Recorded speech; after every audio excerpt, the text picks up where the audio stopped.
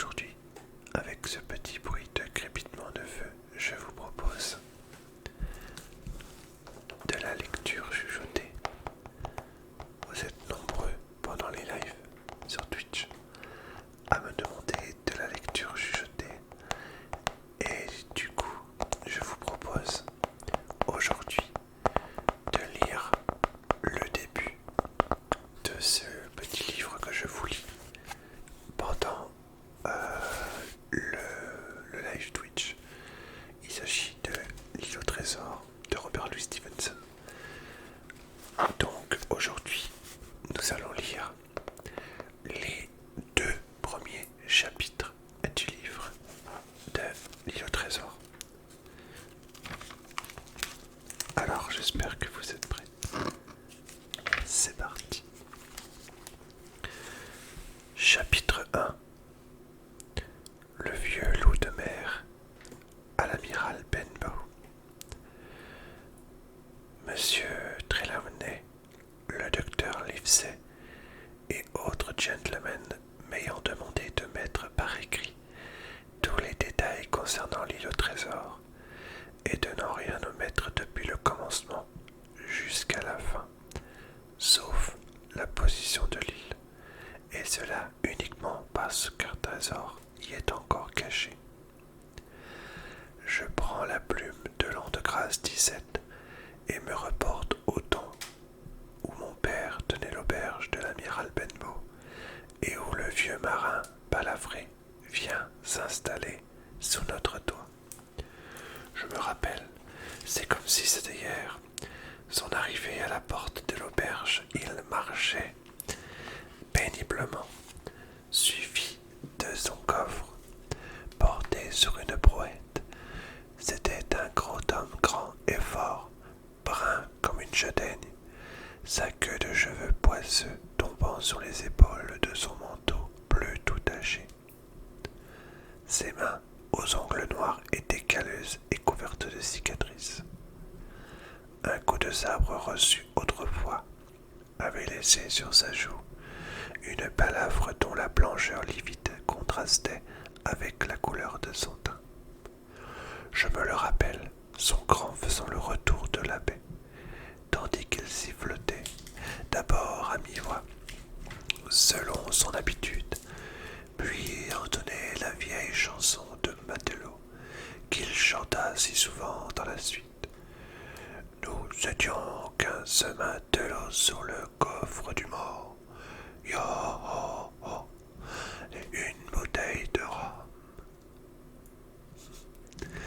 Sa voix aiguë et chevrotante s'était certainement cassée au service de la barre du cabestan.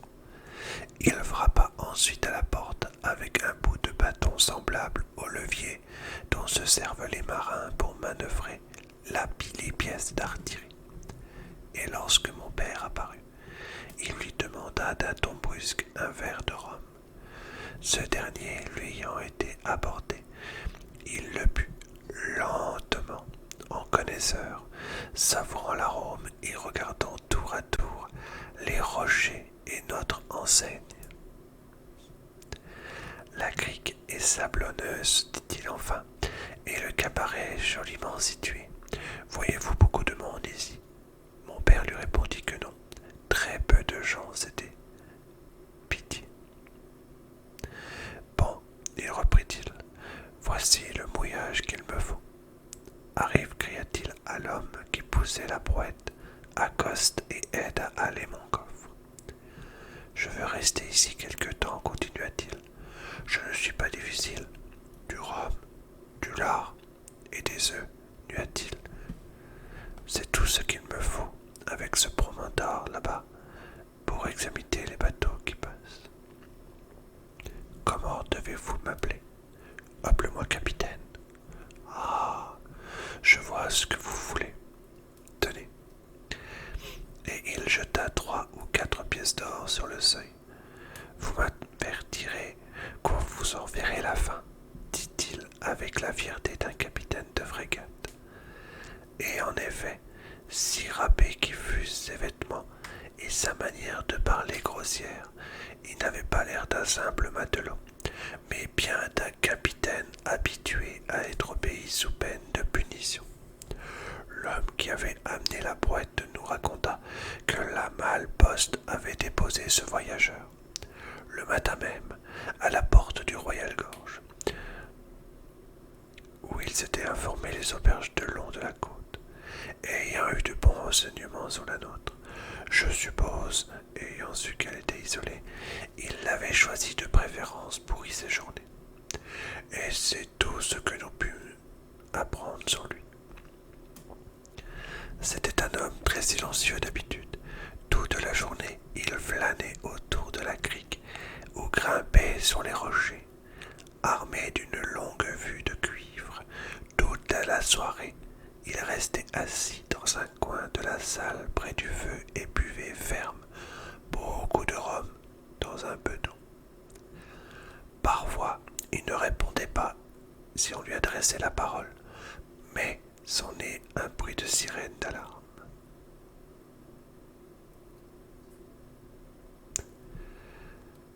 Je relis la phrase parce que je me suis trompé. Parfois, il ne répondait pas si on lui adressait la parole, mais levait tout à coup les yeux avec un air farouche et faisait avec son nez un bruit de sirène d'alarme. Comme nous, les gens qui venaient chez nous apprirent bientôt à le laisser tranquille. Chaque jour, quand il revenait de sa promenade, il demandait si des matelots étaient passés sur le chemin. Au commencement, nous pensions que cette question était motivée par son désir de voir des gens de son espèce, mais nous vîmes bientôt qu'il tenait au contraire à les éviter. Quand par ici, par là, quelques marins se rendent à Bristol, en suivant la côte, s'arrêtaient à l'amiral Benbow. Le capitaine l'examinait à travers les rideaux de la porte avant d'entrer dans la salle et restait en sa présence aussi muet qu'une carpe. Pour moi, du moins, il n'y avait pas de secret là-dedans, car je partageais en quelque sorte ses inquiétudes. Un jour, il m'avait en effet pris à part pour me promettre une pièce de 4 sous le premier de chaque mois, si je voulais bien veiller au grain et l'avertir si j'apercevais jamais un matelot, avec une chambre de bois. Plus d'une fois par la suite, quand le premier du mois revenait et que je réclamais mon salaire, il se mettait à faire la sirène avec son nez et me forçait à baisser les yeux. Mais avant la fin de la semaine, j'étais sûr qu'il reviendrait à de meilleurs sentiments et m'apporterait ma pièce de 4 sous en me répétant de veiller au grain et de guetter le matelot à une seule jambe. Ce personnage devint alors une hantise pour moi. Je ne puis vous dire à quel point. Dans les nuits de tempête, quand le vent ébranlait les 4 coins de notre maison et que les vagues déferlaient en mugissant le long de la crique et en bondissant par-dessus les rochers, je le voyais m'apparaître sous 1000 formes et avec 1000 expressions diaboliques. Tantôt sa jambe était coupée au genou, tantôt à la hanche, et c'était aussi parfois une sorte de monstre qui n'avait jamais eu qu'une jambe placée au milieu du corps. Enfin, dans les plus terribles de mes cauchemars, je le voyais s'élancer après moi dans une folle poursuite à travers les haies et par-dessus les fossés. Je vous assure que je gagnais bien ma pièce mensuelle au prix de ces épouvantables visions. Mais la terreur que j'avais de ce matelot n'égalait encore pas celle que le capitaine inspirait à ceux qui l'approchaient. Il y avait des nuits, quand il avait absorbé plus de rhum que sa tête ne pouvait en supporter, où il restait assis sans faire attention à personne, chantant ses vieilles et vilaines chansons de matelot, et parfois aussi il demandait des vers pour tout le monde et forçait l'assistance tremblante à écouter ses histoires ou à reprendre en chœur ses chansons.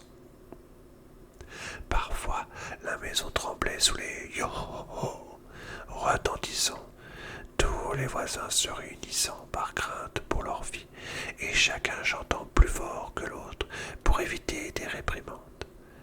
Car, dans ses accès, le capitaine était le plus tyrannique des compagnons.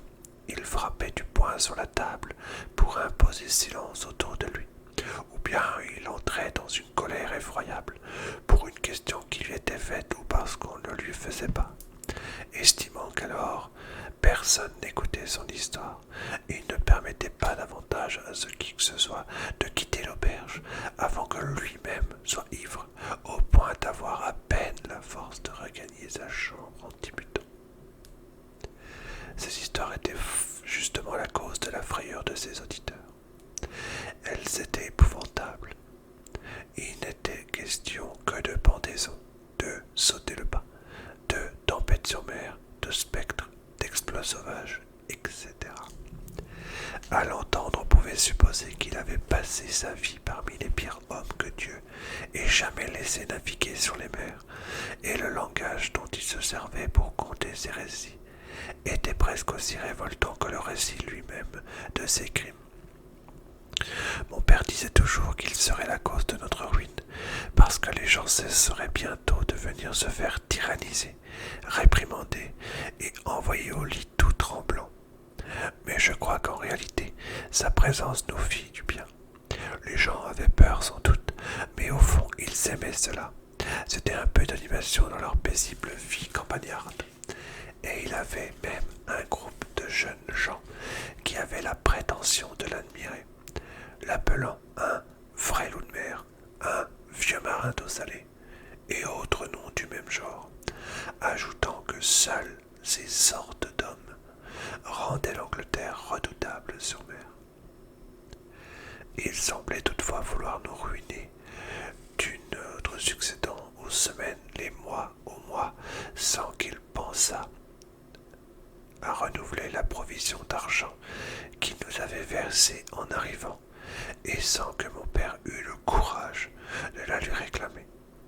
Du reste, mon père s'étant hasardé par la suite à lui faire remarquer, le capitaine se mit à faire si fort la sirène avec son nez, que mon père, croyant entendre un rugissement, s'enfuit de la chambre, épouvanté. Je le vis ensuite se tordre les mains de désespoir, et je suis sûr que la peur et le chagrin hâtèrent de beaucoup sa triste mort prématurée. Tout le temps qu'il resta chez nous, le capitaine ne fit d'autres frais pour son habillement que l'achat de quelques paires de bas à un colporteur. Une des cornes de son chapeau s'étant ramollie, il la laissa pendre en avant, bien que ce fût très incommode quand le vent soufflait.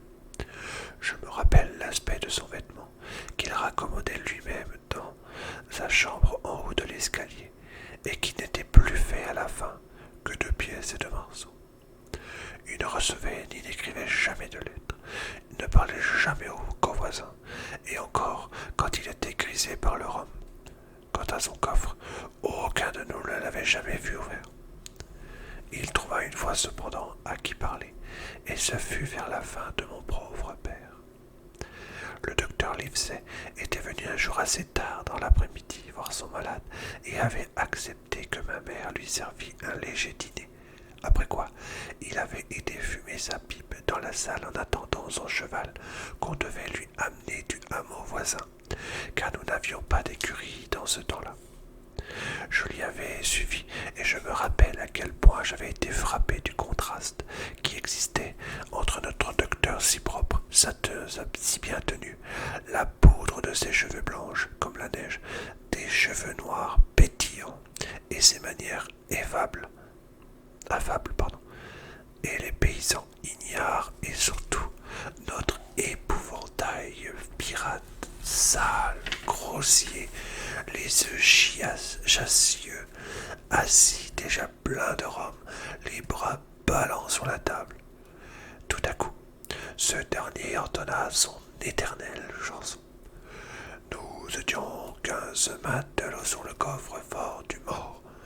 Yo ho ho, et une bouteille de rhum. La boisson et le diable se sont chargés des autres. Oh, oh.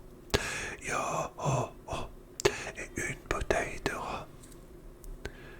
Tout d'abord, j'avais pensé que ce coffre était identique à la grosse boîte en haut de l'escalier, de mes cauchemars avec le matelot à une seule jambe. Mais à ce moment, il y avait longtemps que nous faisions plus attention à la chanson. Elle était donc nouvelle que pour le docteur Livesey, et je remarquai qu'elle lui fit plutôt d'une mauvaise impression, car il s'arrêta, furieux, un instant avant de continuer à parler au vieux jardinier, Taylor, d'un nouveau traitement pour les rhumatismes. Pendant ce temps, le capitaine, s'excitant peu à peu au son de sa propre musique, s'est mis à frapper sur la table d'une manière que nous connaissions tous pour vouloir imposer silence. Les voix s'étaient arrêtées comme par enchantement, sauf celle du docteur. Il continuait à parler tout haut, avec son affabilité ordinaire, tirant une bouffée rapide de sa pipe tous les 2 mots. Le capitaine, l'ayant fixé un instant, frappa de nouveau du poing, et le fixant encore s'écria enfin: « Silence, là-bas, à l'entrepont. »« Est-ce à moi que vous parlez, monsieur ?» demanda le docteur. Et le coquin errant répondit affirmativement avec un autre juron. « Je n'ai qu'une chose à vous dire, moi, monsieur, » reprit le docteur. « C'est que si vous continuez à boire du rhum, le monde sera bientôt débarrassé d'un sale vaurien. » Le marin se mit dans une colère épouvantable. Il bondit de sa chaise et, tirant son couteau à cran, il l'ouvrit et menaça le docteur de le clouer à la muraille. Celui-ci, sans s'émouvoir le moins du monde, lui répondit sans même daigner le regarder en face, et du même ton qu'auparavant, ou un peu plus haut peut-être, afin d'être entendu de tout le monde. « Si vous ne vous remettez pas instantanément ce couteau dans votre poche, je vous promets sur mon honneur que vous serez condamné à être pendu aux prochaines assises. » Il y eut entre eux un échange de regards belliqueux, mais le capitaine finit par mettre les pouces, rentra son arme et regagna son siège en grognant comme un chien battu. « Et maintenant, monsieur, continua le docteur, maintenant que je sais avoir un tel garnement dans mon instinct, vous pouvez être sûr que j'aurai l'œil sur vous jour et nuit. Et si j'entends la moindre plainte contre vous, ne serait-ce que pour une grossièreté comme celle de ce soir, je saurai trouver le moyen de vous chasser d'ici. Donnez-vous-le pour dit. » Et le docteur, enfourchant son cheval, qu'on venait de lui amener, s'en alla. Quant au capitaine, il se tient tranquille ce soir-là, et beaucoup d'autres après. Voici donc la fin du premier chapitre de ce livre. Je pense vous faire la suite prochainement dans d'autres petites vidéos. J'espère que cette petite vidéo lecture chuchotée vous aura plu. Je vous propose pour finir de vous faire quelques moments un peu de mic brushing et un peu de visuel sur ton visage pour t'endormir paisiblement. N'hésitez pas dans les commentaires à me dire quels sont vos triggers que vous aimez beaucoup. Si vous êtes de Twitch, n'hésitez pas à me dire quels sont ceux que vous voudriez voir dans une prochaine vidéo. Et pour ceux qui me découvriraient sur YouTube, n'hésitez pas à me partager ce qui vous déclenche en ASMR comme trigger ou même tout simplement du chuchotement.